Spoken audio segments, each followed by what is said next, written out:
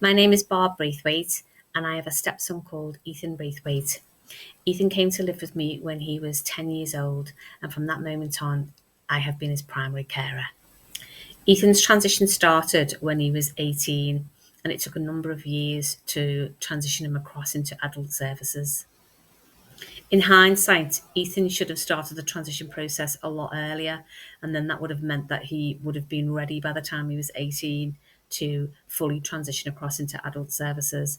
I think at the moment there's an initiative going on with the NHS to ensure that the transition process starts a lot earlier now. So that will be much, much better for children in the future.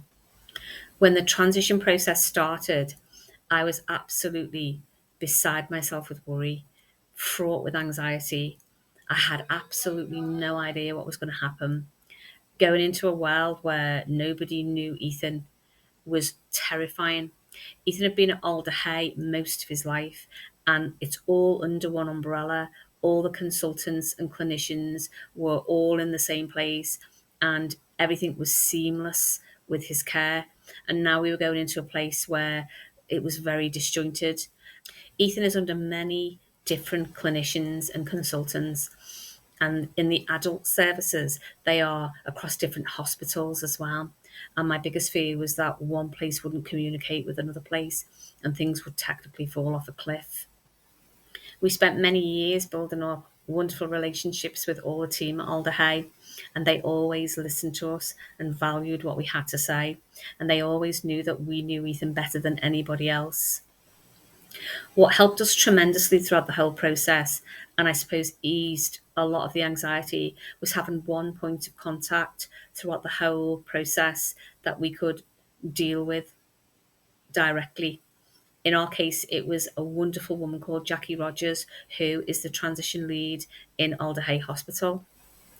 Jackie developed what she calls professional curiosity. So when we were discussing Ethan, a lot of the stuff sounds pretty unbelievable. So Jackie went off and did her own investigations to find out all of the information that she needed in order to transition Ethan correctly across. And lots of stuff that we had to do was bespoke protocols. So these things had never been done before, and we had to create them from the ground up. And she was wonderful in dealing with all of that side for us. A lot of effort, time, Zoom calls, meetings went into creating the protocols and fine tune them. And I think from a parent's point of view, it was really nice to put faces to names and actually go in and meet people so that when we were taking Ethan in later on, we actually knew the whole layout and we knew everybody that we were going to see. So we could make Ethan comfortable throughout the whole process too. So, in summary, start as early as possible because this will be really beneficial.